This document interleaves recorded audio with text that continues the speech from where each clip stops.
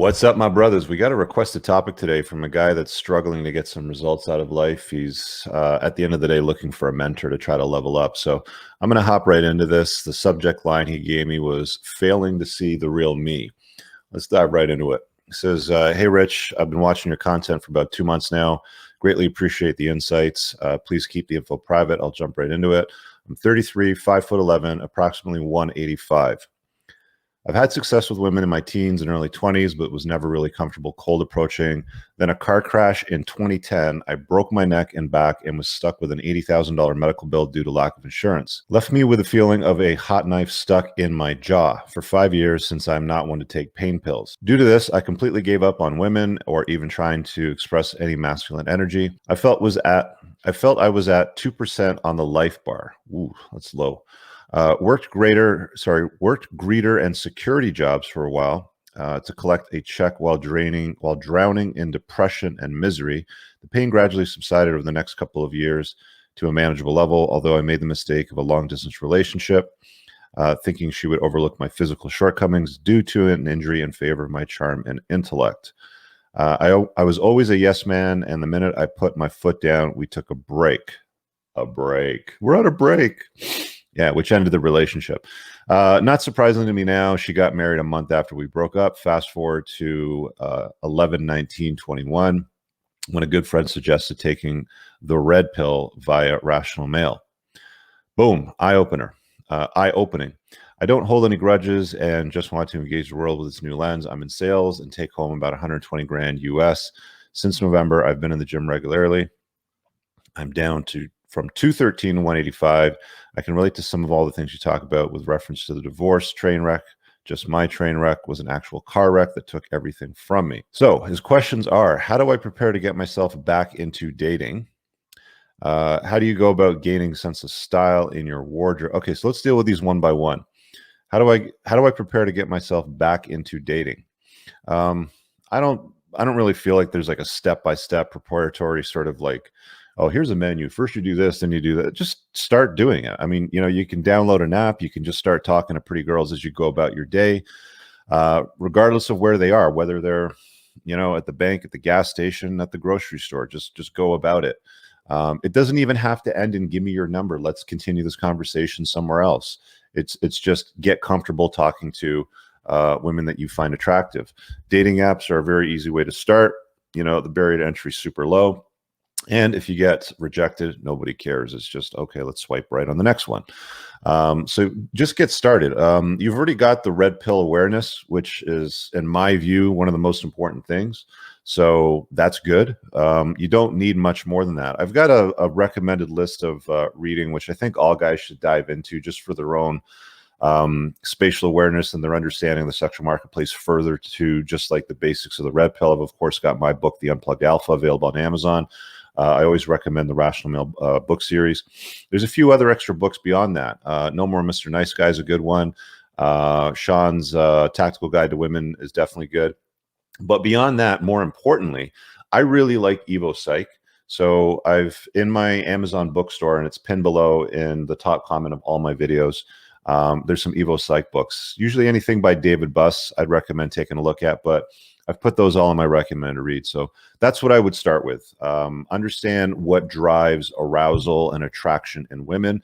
And then basically, you feed that, because that's a need that they have. And it's quite easy to do. I mean, when you're a top shelf guy, it's not that difficult. It's not like you're chasing approval or anything like that. It's just you're going about your day and you happen to do, and you happen to have many opportunities to invite attractive women in your life. Let's go to the next one. So how do I go about gaining a sense of style in your wardrobe? And here I am sitting in my hoodie and my workout tank because I'm about to, go downstairs with a rack giving you advice on style. I'm going to say, go with this book over here, Tanner's book, The Appearance of Power. That's also in my Amazon bookstore.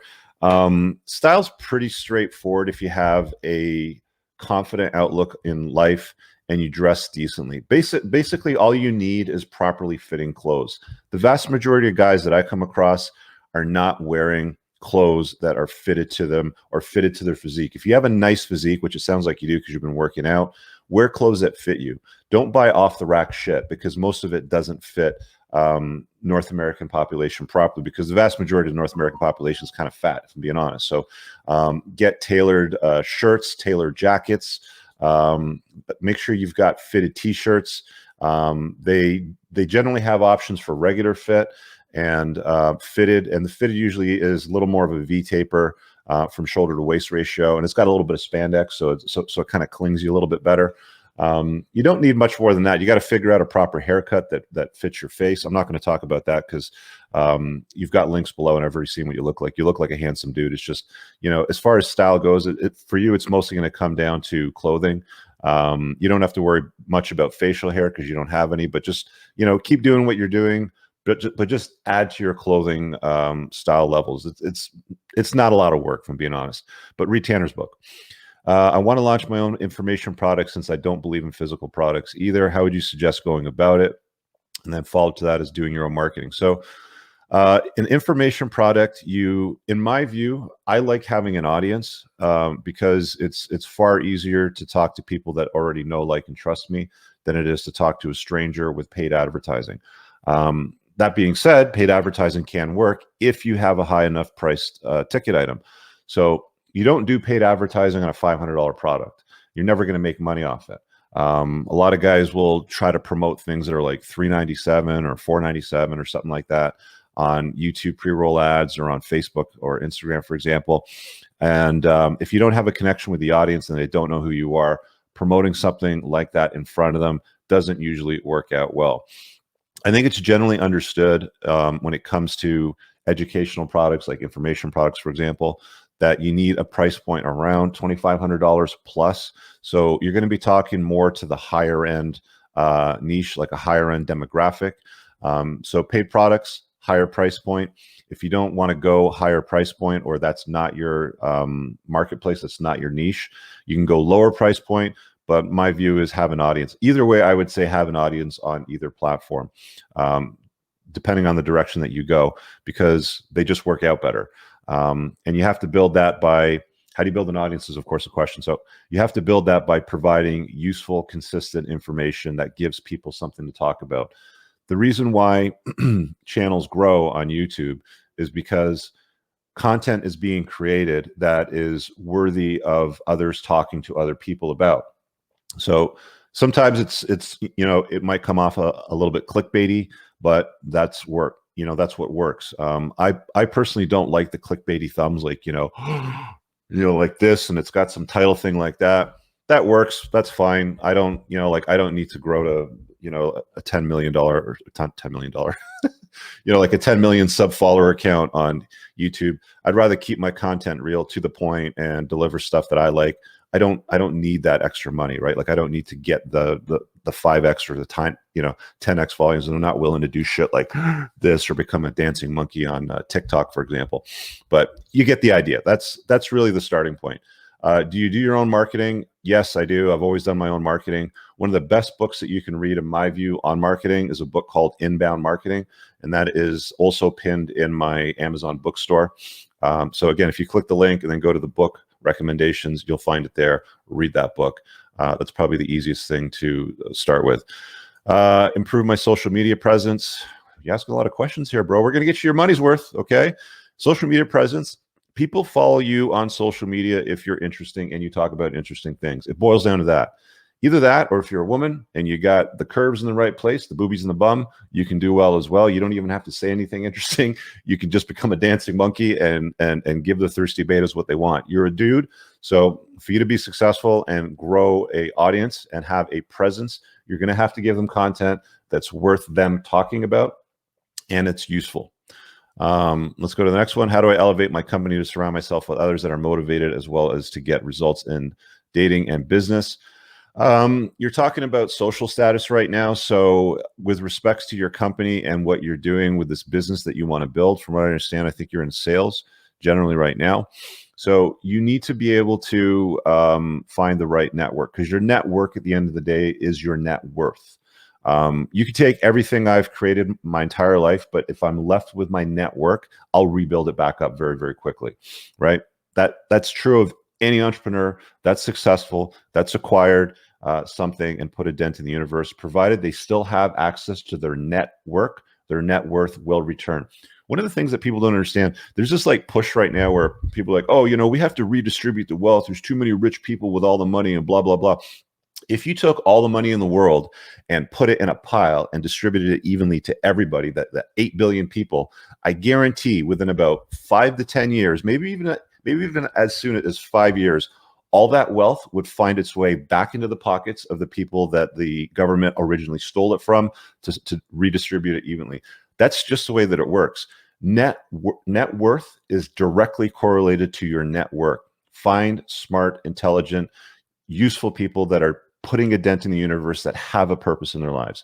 One of the best places you can, if you're an entrepreneur, starting point would be something like EOA, which is a accelerator program from Entrepreneurs Organization. You have to have a business doing over $250,000 a year to get into that. And then they'll try to move you into the EO category, which is over $1 million a year in sales. Some people freak out. Oh, it's impossible. I'll tell you something. Getting to the first million is the hardest thing that you're ever going to do in business. If you can do that, you can multiply it from there. Second thing is, getting to $250,000 in annual sales is not as hard as you think it is. So getting into a program like EOA is not as hard as you think it is. I have a group which is open to new members, which is what I call the Entrepreneurs Brotherhood. And we have bi-weekly Zoom calls every single month, 2 times a day on the bi-weekly basis, usually for about 90 minutes for each call. And they're mostly startup entrepreneurs.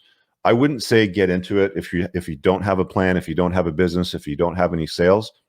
But if you have something going and you've got sales being generated and you're stuck on some things, let's say you're doing like $50,000, $100,000 a year, it's something worth looking at. Also pinned in the top comment, there's a link for joining my community. There's a basic community, which is for the 1%, the guys that are mostly talking about daily conversations around the stuff that matters to men, women, dating, investing, divorce, parenting, stuff like that. But then there's the business side of things. So that's the second tier along. That costs more money. If you want to get into that, check that out. You can also pay with Bitcoin and get a pretty decent discount. So email me about that. My email is on the About page. Elevate company. Okay, so let's wrap this up. I've always felt that one of my biggest flaws is always having the feeling that no one is on my team. I've got burned by several mentors in the past, and I'm very wary of anyone that says they want to help me. Okay, well, if you've got somebody saying, I want to help you, sign up for my, mastermind course, whatever, and they're not somebody that you already know, like, and trust because you followed them. Most of the guys in my community, I don't even pitch it. I don't like, and I rarely even mention it in my videos. So if you've watched me for a while, it's not often that I'll say anything. There's other guys that promote it like every single video, sometimes at the very beginning. So people that have come to me have gotten results. They know what I do. They've got a relationship with me based on the content they've seen. They've seen what I can do. So if that's something that's of interest to you and you think that you're a fit, check it out. But vet your guru. And the way that you vet them basically is like, would I be willing to trade places with this guy? Right. And not based on their Instagram feed with the rental Lambo and, the rental yacht excursion sort of thing. And, the rental hired hottie sort of thing. You should be able to, separate the wheat from the chaff. You got to be able to distinguish what's bullshit and what's not. And if you've been burned before by mentors, it's one half, BS mentors, which there's a lot of them out there, if I'm being honest. And it's one half, you're not able to separate the wheat from the chaff. So get better at that. He says, I'm in the top 1% of salespeople in my company, but I feel I'm hitting the ceiling. That's good. I've always said that one of the best ways to become wealthy, to become rich, is to get into a sales role where you're making bank. Now, you said that you're in sales here and you take home about $120,000 US. I don't know where you live in the world. If you live in Timbuktu, in the middle of butt F nowhere in the Midwest US, that's probably a pretty decent income. But if you're living in a large coastal city, something like a New York, Miami, LA, Chicago, Toronto, whatever, something that's a larger city, that doesn't even count. You're not selling at the high ticket items. You'd want to get into selling things that can net you a few $100,000 a year, $250,000, $400,000, $500,000, something like that will get you into the top 1%. So while you might be in the top 1% of salespeople in the company, you're hitting the ceiling because you're probably selling the wrong thing. Sell higher ticket point items. If you're good at sales, sell higher ticket point items that net you higher commissions. That'd be my advice. Where do I find a mentor? I've already covered that, so we'll leave that. Thanks in advance for your feedback. All right, so let's wrap it up on that note. I want to thank you for the request. Hope that helps. If anybody watching this has some feedback or some ideas beyond what I've provided, leave a comment below, smash the like button. We'll see you guys in the next video. Again, check out the pinned links in the top comment of each video. There's useful stuff there to connect with me on stuff that might be relevant to this video or anything else in the future. See you guys later. Peace.